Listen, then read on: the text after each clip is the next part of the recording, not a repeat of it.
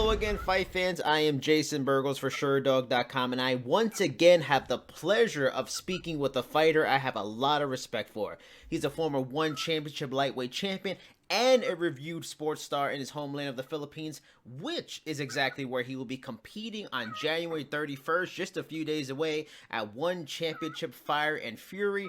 On that night in Manila, he will face skilled Muay Thai striker Pieter Buist, and that man is the one and only landslide Eduard Folayang. Edward, thank you so much for giving me some time before your fight, and even though we hear some chickens in the background. Thank you so much, Jason. It's an honor to be interviewed by you again. So, the fight is coming up this January 31, and it will be a good start for this year for me. So before we get into a bunch of conversation on your fighting career, the fight coming up, all this stuff, one of my favorite parts of our conversation a few months back was that you are a big fan of movies, and Western movies specifically, which warmed my heart because I too am a big fan of movies. Here in America, it's Academy Award season. The Oscar Awards is always a big deal here in America. So I wanted to know, are there any movies you have seen recently that you really liked? Are there any movies that you saw recently that would win the Eduard Folayang Movie of the Year for 2019? Right now I wasn't able to be updated for the movies. Mm-hmm. I'm I concentrated a lot on this fight camp. So as much as possible, I didn't have the time to uh, watch movies and see the upcoming movies this year. So probably after the fight, I need to catch up. Is there anything that you saw before camp, in between fights, that maybe you remember, like you liked a lot? Maybe you saw something in the fall or Christmas time, somewhere around there, that you liked. Uh, No. oh, sorry, man. Yeah. Fair enough. Fair. I know you're a busy man. You had a lot of fights you fought in November too. So we'll move away from that. We'll get to fighting, something you're Okay. focused on. Before we get into the Pieter Buist fight you got coming up, I wanted to go back actually to the fight you had with Eddie Alvarez in the summer, which was a big fight for one championship in their history. You got a former one lightweight champion versus former UFC lightweight champion. Now in that fight, you hurt Eddie real bad with a calf kick and went to the ground to trying to finish him. There was a moment where you defended a triangle and you actually stood up. Looking back at the fight now, do you wish you had stayed standing, forced him to get up on that leg you had injured, instead of going back to ground? Or did you feel in that moment you can go down to the mat with him and finish him with good ground and pound? Yeah, of course, there's a lot of regrets on my part. What if I do this? What if Mm-hmm. I do this? But, it's already done.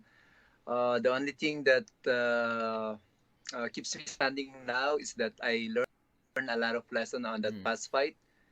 Eddie is a great fighter. Sharing a cage with him is a huge honor. And at least I was able to see the things that I really need to improve. And for me, I didn't lose that fight, but I gained a lot of lessons. So that's much more important for me than of course getting the hand Was there, raised. because I mean every fight is difficult, but for some fighters you lose and you can kind of get past it, you get into training camp, you kind of just get out of your head. Was that a tough one to get over? It was a chance to beat a legendary fight, it was a chance to get back into a Grand Prix title fight. Was that one that kind of bothered you for some time and it took a little while to get over, or not really? You got back into camp and you moved on with your life. Yeah, of course, it's hard to um, uh, it always comes to your mind every time, but especially that it's my second loss on that year. Mm. It's really tough. It's the chance for me to rise up again, but I wasn't able to capitalize on the opportunity. And yet, yeah, of course, the important thing there is that we're here again, and we're planting again another seed for us to be a better fighter this year. Is in like the your grand plan for 2020 and what you do this year, along with getting back in a title fight, trying to get your title back, is a fight with Eddie on the list? Is that something you would like in 2020 if possible? Get a rematch with Eddie Alvarez? Yeah, of course. Along the way, I know that I'll be meeting him again. But for now, I really need to focus first on those athletes that will be coming on my way, Mm. and I think that will not be far. Someday we will be meeting again, and I hope that will be in the states. Oh, I hope too, because I want to see it. I want to meet you in person. Now, you bounce back from that loss with the win in November. Before that fight in November, you were on, your first two fight losing streak. The last time you lost two in a row was all the way back in 2012, 2013. Was it important for you to get back a win and an impressive win and get to winning, because you are like the leader of Team Lakay in terms of the fighters and the athletes. Do you feel like a responsibility and pressure to be like an example for your teammates at Team Lakay? Get a win and be that example. Do you feel that or no? They respect you. They know what you've done in your career. That doesn't matter. Yeah, I think that's very important for me. A lot of upcoming fighters are looking at me, Mm-hmm. and I don't want them to, I don't want them to be discouraged because I wasn't able to give a better example for them. Mm. You fall twice, then you come back. So there's really a lot of pressure that time, but also a motivation. They know that they are part of my journey, and they help me a lot in my preparations to the last fight. You were originally set to face Ahmed Mujataba at this event coming up, but we could, not he could not make the date. You had to get a new opponent, and now it's going to be Pieter Buist, like we talked about. When you found out Mujataba was out of their fight with you, did one offer you several different possible opponents to step in his place for this event, or was Buist the only really option, and you had to take the fight?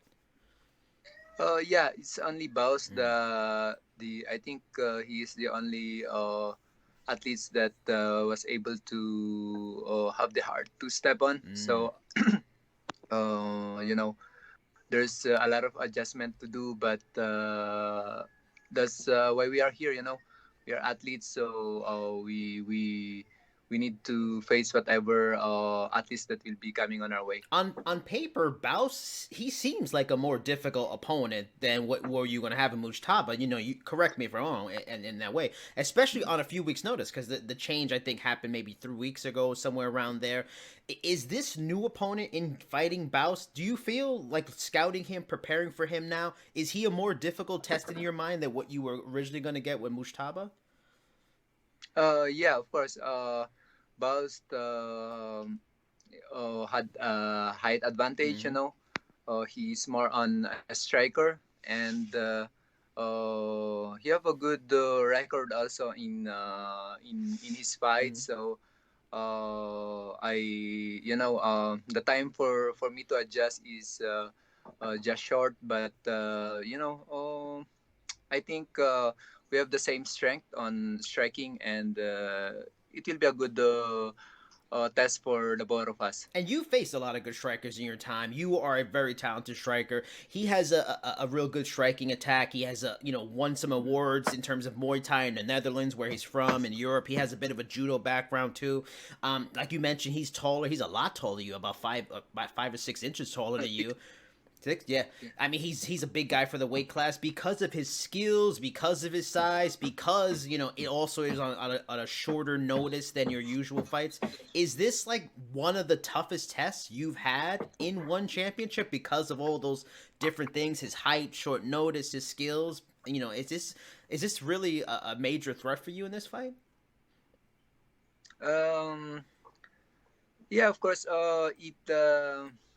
I think it's just the adjustment that will will make sense this time.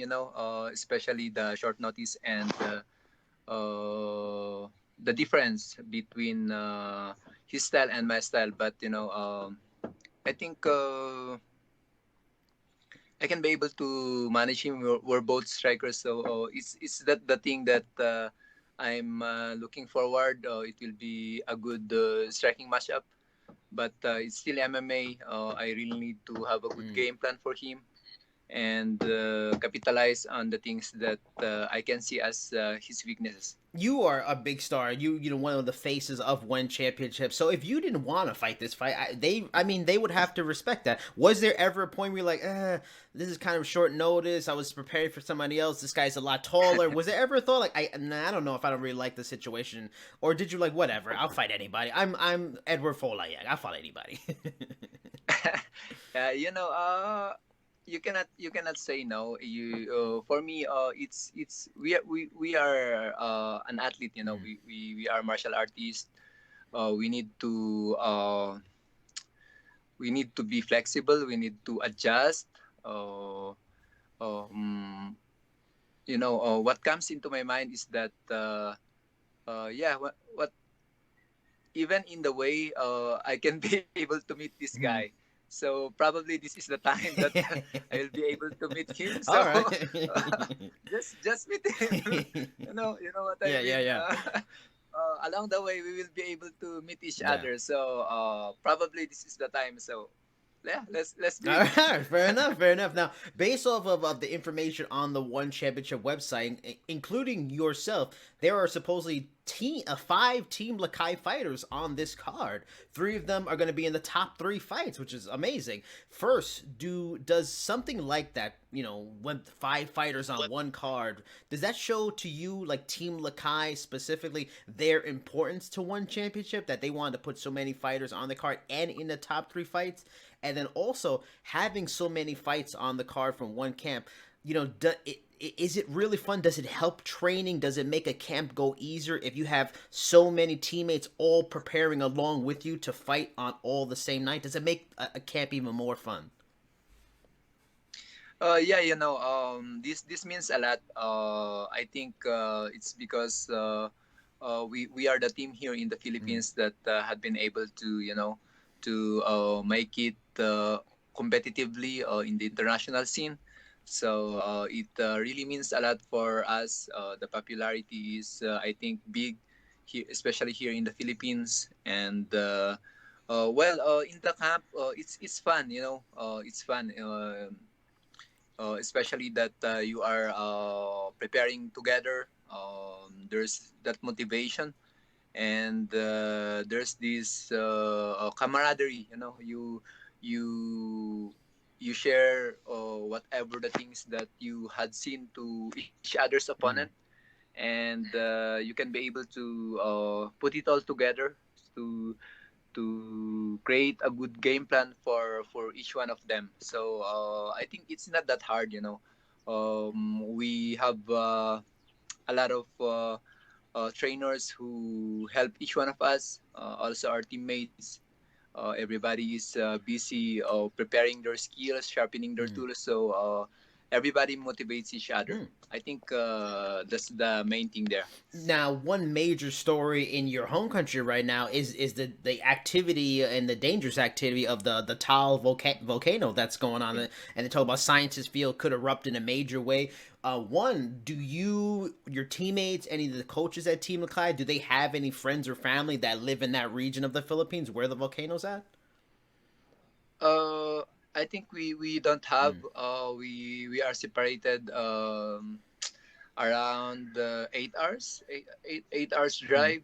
So it's a little bit far from the north.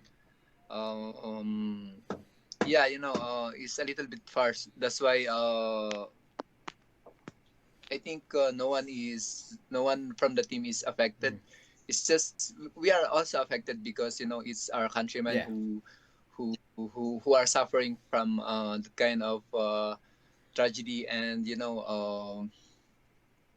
it's really hard, especially for looking on to the media and seeing the situations that they have.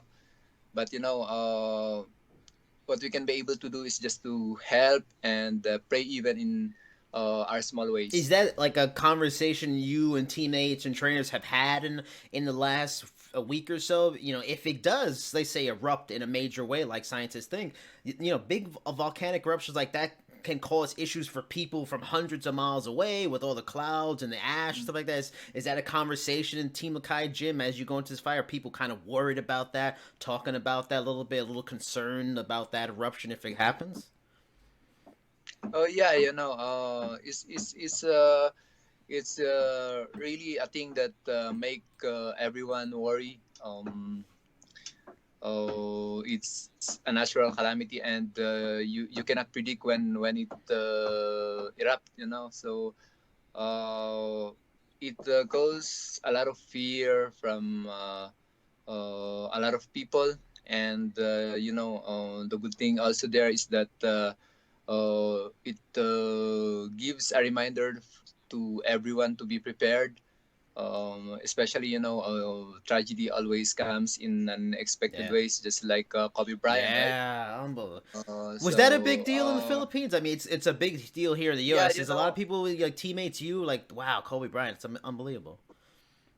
yeah, here in the Philippines they love basketball, Mm. so they're really affected. There's a lot of Lakers fans, Mm. especially when Kobe's still playing. So it's a great loss for everybody, especially in the basketball world.